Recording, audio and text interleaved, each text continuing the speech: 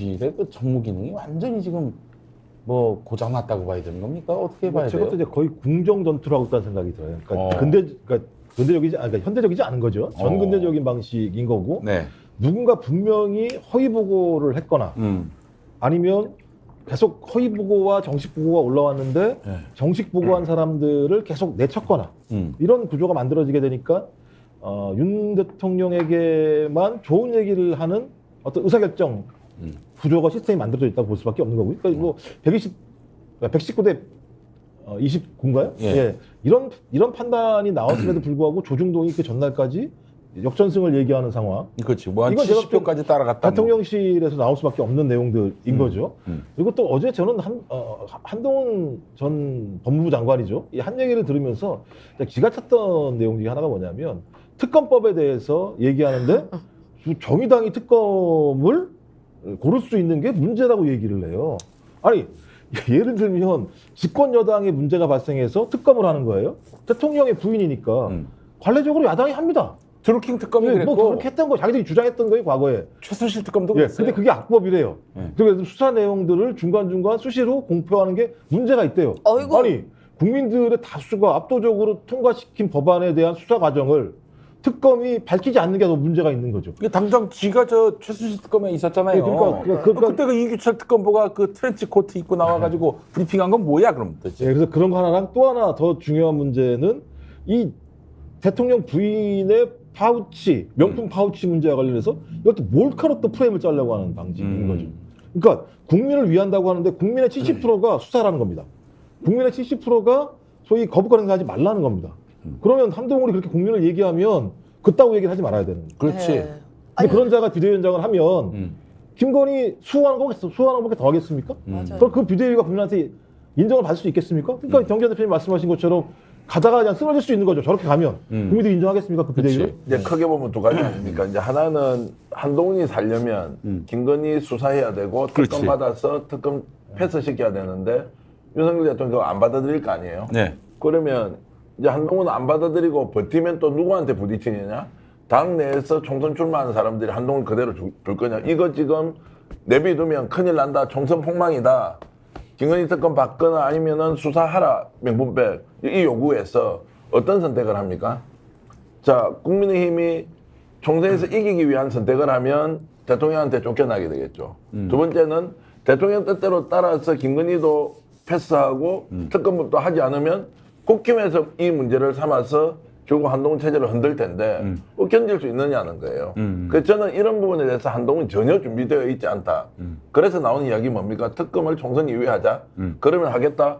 이게 말이 됩니까? 만약 민주당 받으면 민주당은 정말 국민들의 이런 정말 엄청난 민심을 그대로 거역하게 되는데 받을 가능성도 없는데 그런 정도의 술수를 가지고 이 상황을 모면한다. 저는 못 간다고 봅니다.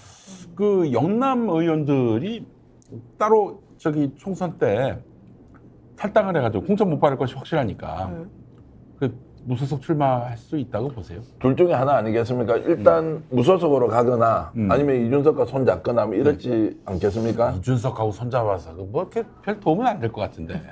그런 관점도 있고 이준석하고 손을 잡아서 어쨌든 뭐 양강구도나 또는 민주당하고 영남에서 상강구도를 만들자. 제가 아는 이제 대구 쪽의 분위기는 탈락하면 이준석과 손잡을 사람이 상당히 많이 있다. 이제 이런 얘기를 듣고 있는 거고요.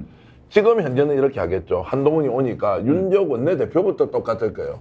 공천 받아야 되니까. 어쨌든 한동훈 체제 안에서 엄청나게 노력을 하겠지만 이제 공간이가 만들어지고 한동훈이 어떤 식으로 공천하겠다는 방향이 나오면 탈락자들이 나오겠죠. 이 사람들이 어떤 선택을 할 것이다. 그 선택은 뭐냐? 탈당 후 출마인데 그러면은 신당과 갈 거냐, 무소속으로 갈 거냐, 그 기로에 서겠지만 1월 말이면 상당히 이제 이런 것들이 구체적인 현실로 드러날 것이라고 봅니다.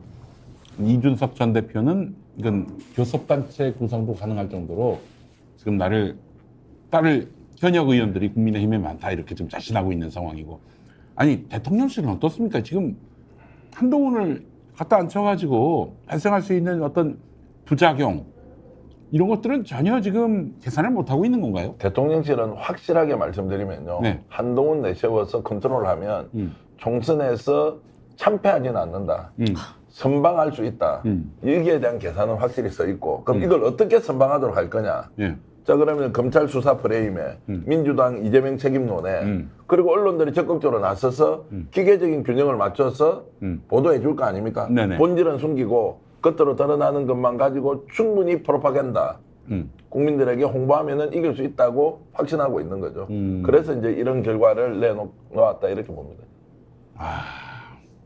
단단히 착각하고 있는 거죠. 아니, 완전히- 착각이 아니라고 네. 믿고 있고요. 네. 착각이라고 생각하는 우리 같은 그룹도 있는데 그래서 이제 방송을 보시는 우리 시청자 여러분도 지금 현재의 상황에서 2023년 12월 21일과 2일 사이의 이 상황에서 내년 4월 10일 날 총선을 한번 예측해 보십시오. 그게 중요하죠. 나중에 결과 나오면 해석하는 건 다 비슷할 거고. 네네네.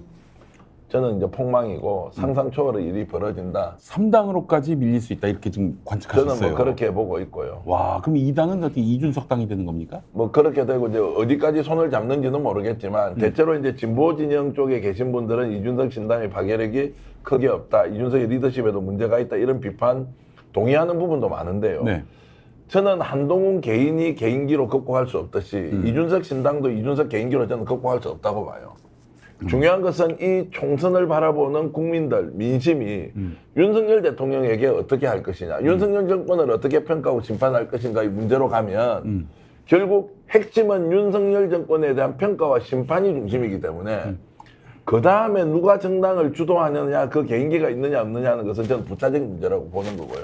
그런 면에서 첫 번째는 윤석열 정부에 대한 명확한 심판 의지가 있는 것이 전제고요.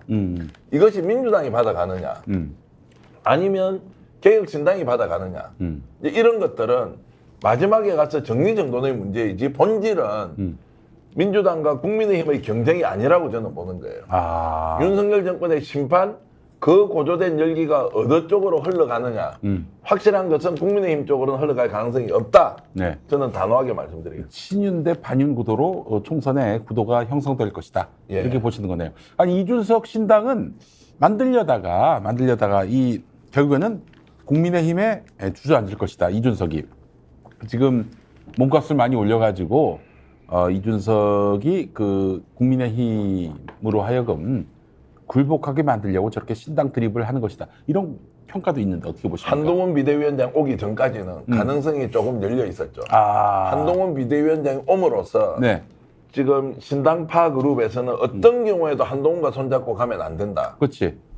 라는 게 중론인 것 같습니다. 한동훈은 뭐 명백한 윤석열 아바타니까. 그렇죠. 거기에는 뭐 이현주 전 의원도 입장이 명확한 것 같고, 네. 뭐 신인규 지금 이제 그 민심동행. 변호사. 민심동행, 예. 민심동행 장준위원장은 아예 그거는 뭐 생각이 없었고 이런저런 걸로 보면 오히려 이제 한동훈 비대위원장이 생기면서 바깥에서 보수 신당이 텐트를 크게 칠 수 있는 이런 이제 상황을 만들어놨다 이렇게 보기 때문에 요 힘에 대해서는 끝까지 좀 지켜봐야 된다. 그러니까 윤석열을 그 반대하거나 반대는 못하더라도 윤석열과 차별화된 국민의 힘이면 또 모르겠는데 그게 아니라 아예 윤석열 아바타를 지금 전면에 내세웠다면은 이 선거 해보나 마나다 이렇게 판단하고 있다는 거네요.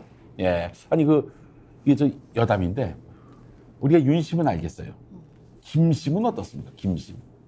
김심은 디올백에 있지 않을까요? 그러니까 김심은 지금 한동훈 비대위원장 이거에 뭐 좋겠죠. 그냥 왜냐하면 또 카톡 300번까지 서로 주고받을 만큼 개인적으로도 좀 친분이 강한 사이임에다 불구하고 그리고 지금 여러 가지 디올백 문제나 양평 고속도로 게이트 문제나 또 김건희 특검 관련해서 여러 가지 지금 국민적인 밉상이 되지 않았겠습니까? 네. 그래서 이분은 절대로 특검을 받지 않게 모든 사방의 노력을 다한 것이고 그 하나의 일환으로 저는 한동훈 장관을 비대위원장으로 김건희 씨가 예.